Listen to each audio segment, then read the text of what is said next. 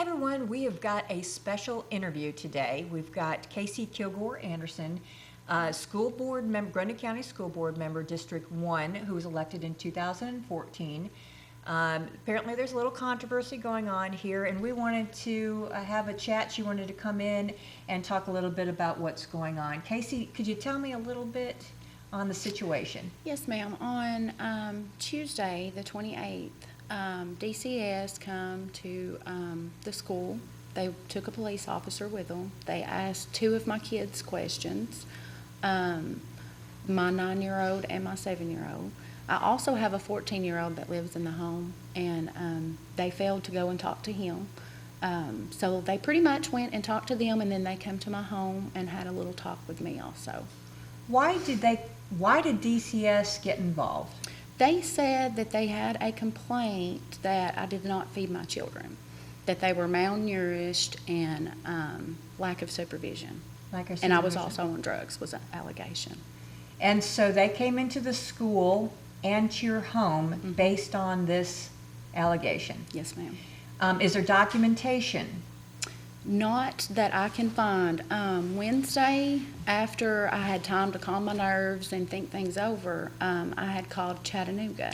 And I called them asking, do I have a case number? Is this legit? It seemed really fishy because all I received was a pamphlet. It was a client's handbook. And it had some different names on it, but that was it. I thought, shouldn't I have a case number? Shouldn't I have something? So I contacted Chattanooga, and they could not find me nor my children anywhere in their system, nowhere. So you've never been called by DCS, and there's not a current complaint on file? No, not as of Tuesday. Not as of Tuesday? Or Wednesday, I'm sorry. And when did they come to your house? Tuesday. So there is no complaint record on file for them to come visit your house? No, ma'am.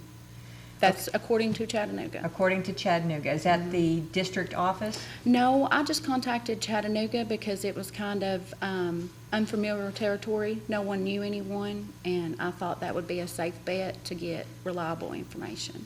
Okay, so they came to the school, they interviewed your children? Mm-hmm. Yes, ma'am. And then they came to your home? Yes, ma'am, but they only interviewed two of my children. They interviewed not my two youngest, but my two middle children. But they failed to talk to my 14-year-old, who will be 15 in 5 months.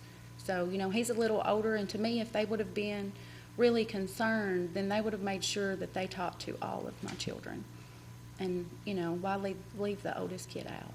So they went to the school, and then they came to your home? Yes, ma'am. All right, what happened then? The officer come in, and he come in and he had an officer with him. And I asked the officer, I had no idea what was going on, but I said, do you have a warrant? Do you have a warrant to be here? What's going on? And he said, no, ma'am, I don't have to have one. I'm assisting DCS. And I was like, okay, so we sat down and we talked, and he went through, I'm not for sure I know he drug tested me last, but I don't know if he mentioned the drugs first or if he had mentioned that I wasn't feeding my kids. So, but we went through that. He said that my children get up in the morning and that they cook breakfast for themselves.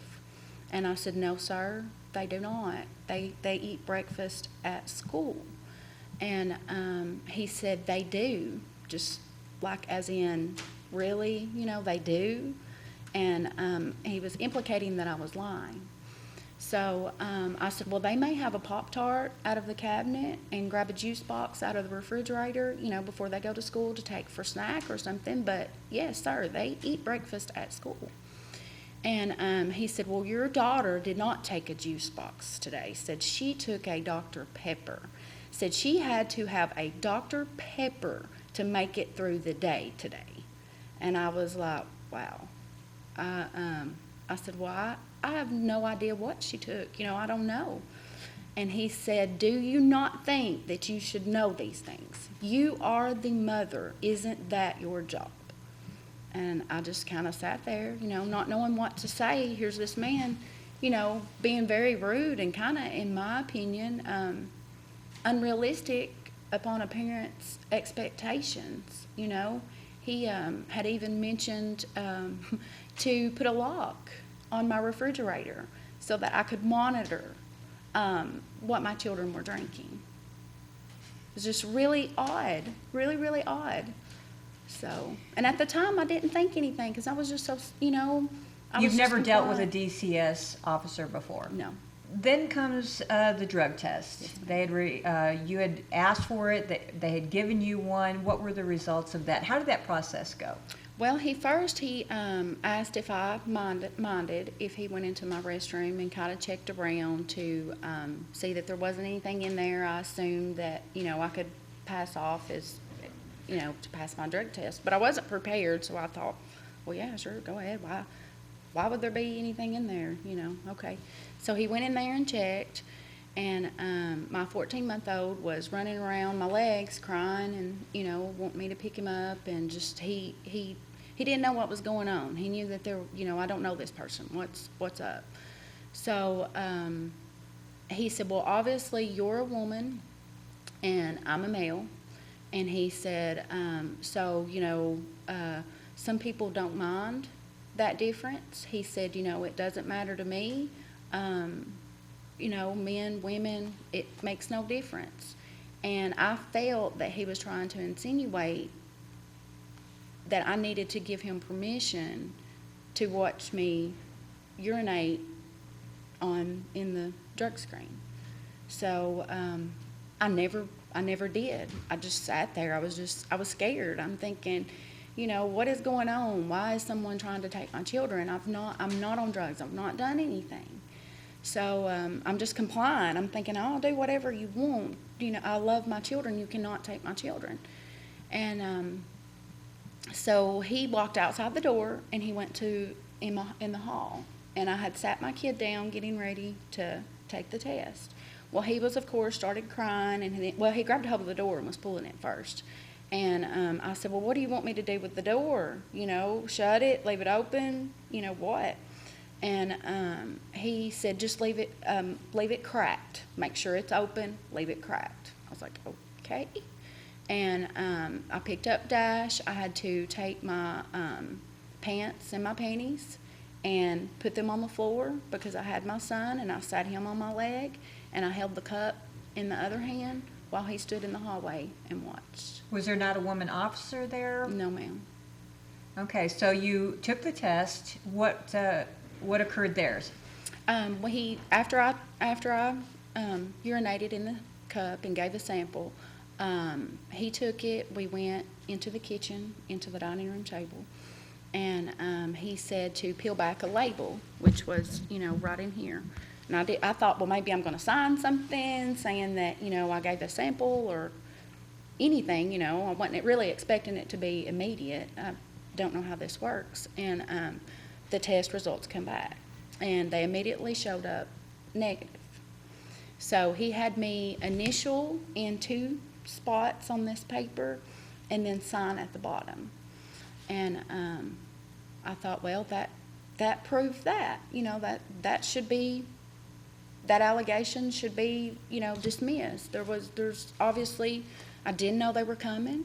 I had nothing in my restroom to help me pass a test. That should put a stop to that. So then what happened after the drug test? After the drug test, he sat around for a little while, and he explained he was trying to get me to sign a release statement for my medical records. And I said, okay. And at some point I had asked, well, do I have to sign this? Why do you want this? This isn't, even me in the state of mind that I was, just so confused. But I thought, why do you need my medical records? And he said, no, let me explain this. You do not have to sign this.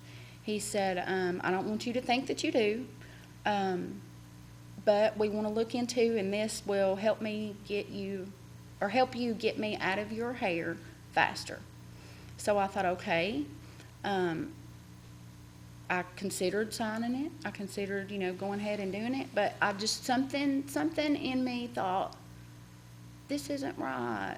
He's telling me he went on to telling me that I needed to, put the lock on the refrigerator, I need child safety locks on all of my, or all my outlets to make sure that those are there.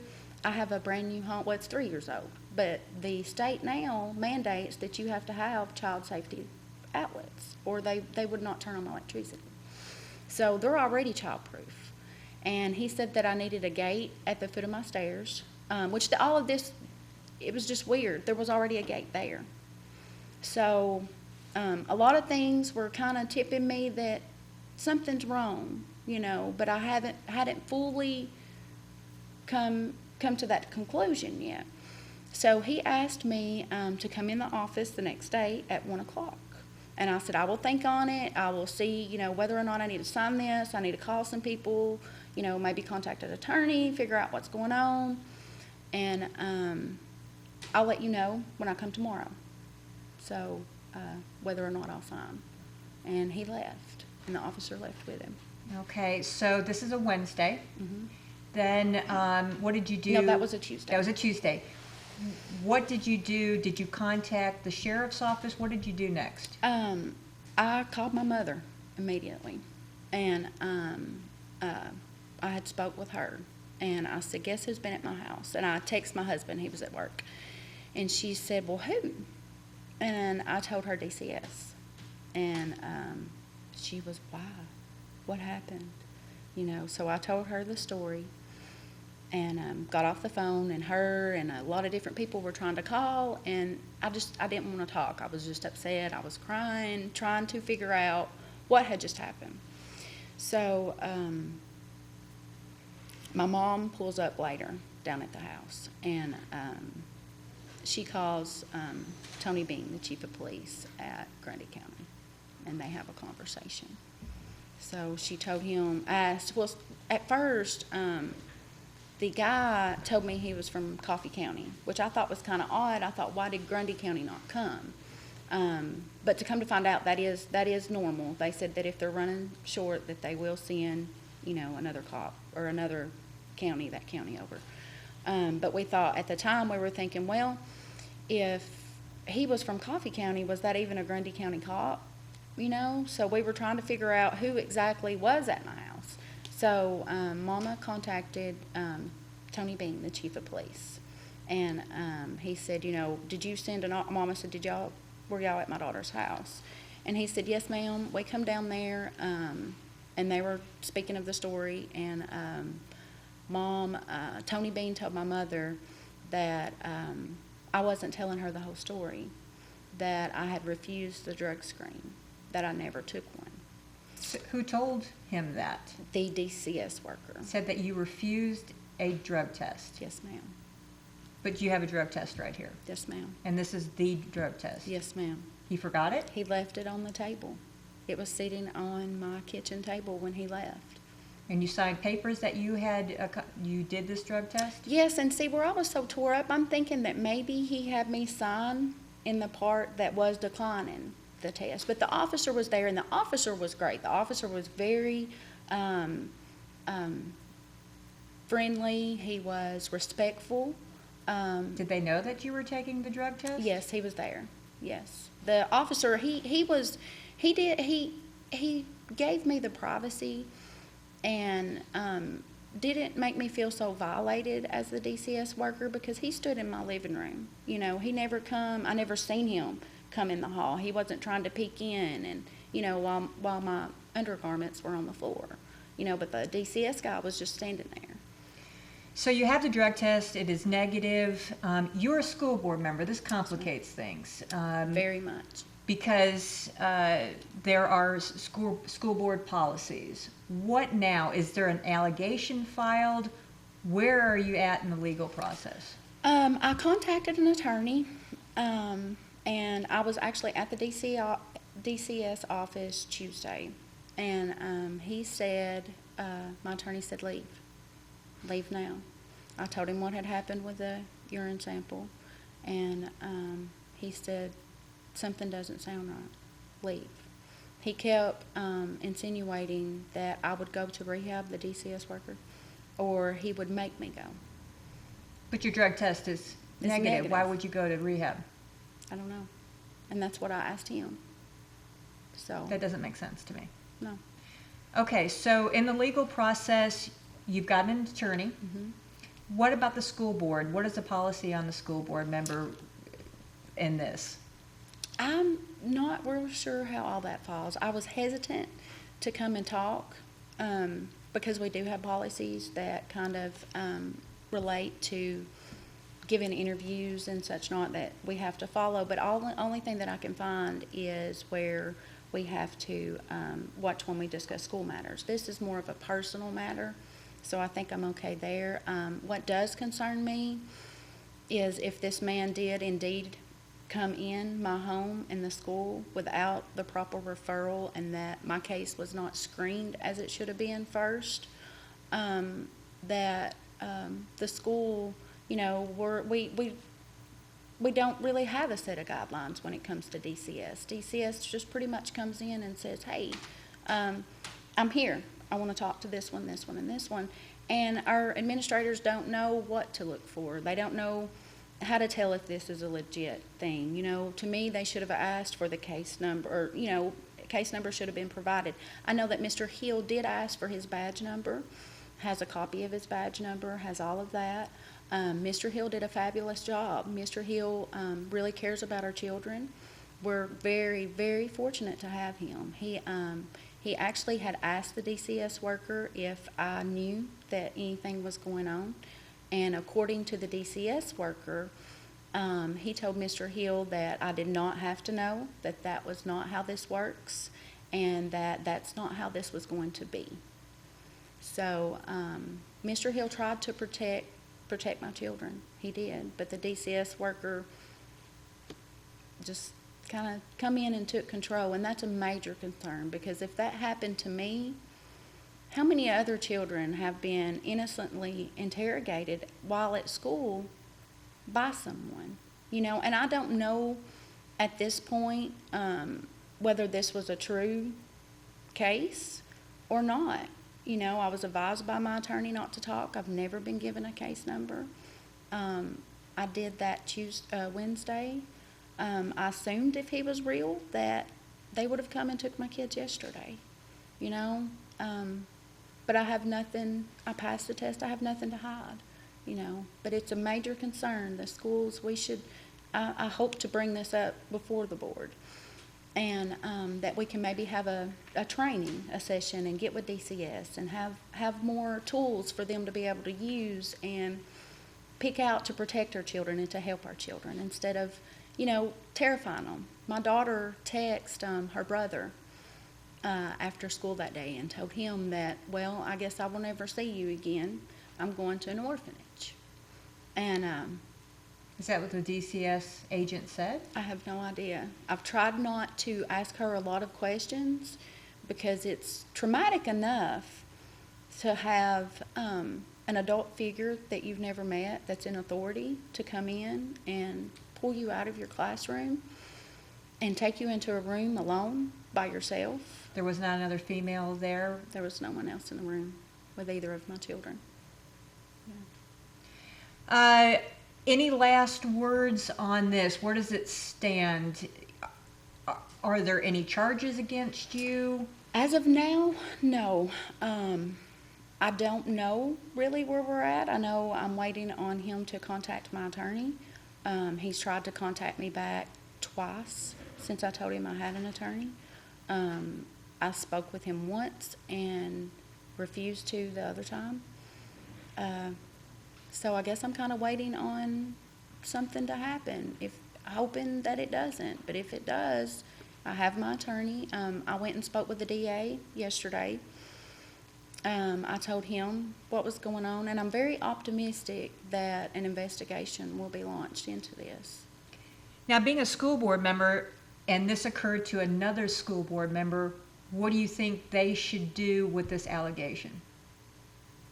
With the other allegation that's With on file, or with? With the allegation that has happened to you, Mm-hmm. apparently it's an allegation Mhm. at this point, and another school board member, let's just say that happened to them, what would you as a school board member advise another school board member that occurred? Is that?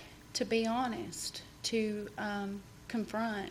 To me, It's very important to be transparent. I have nothing to hide. That's why I'm here today. With me being in the political position I'm in, there's a lot of rumors. There's a lot of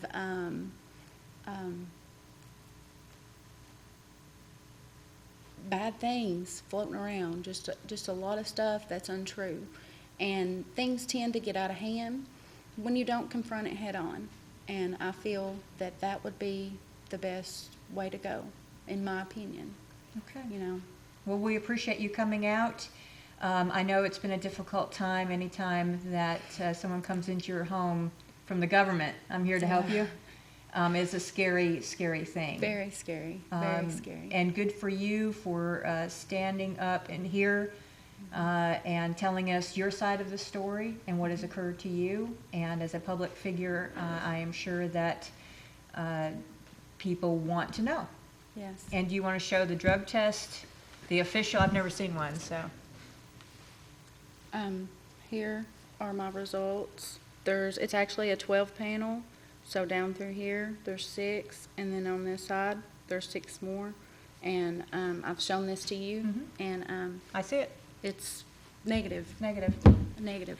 So, and it's amazing how they left that. I feel that this story would be a lot more unbelievable if he hadn't have left the test. I wouldn't have had proof, you know, which then I guess I would be going and doing a hair follicle, and I'd have brought you that, but, you know. Right. It's just, it's very damaging. It's damaging to everyone, and I just want to make sure that my children and my family and all the other children can be better, you know, our teachers, administrators can be better equipped. So, Okay. Well, thank you so much. We appreciate you. you coming out today. thank you. And thank you all for watching this informative interview. Thank you so much.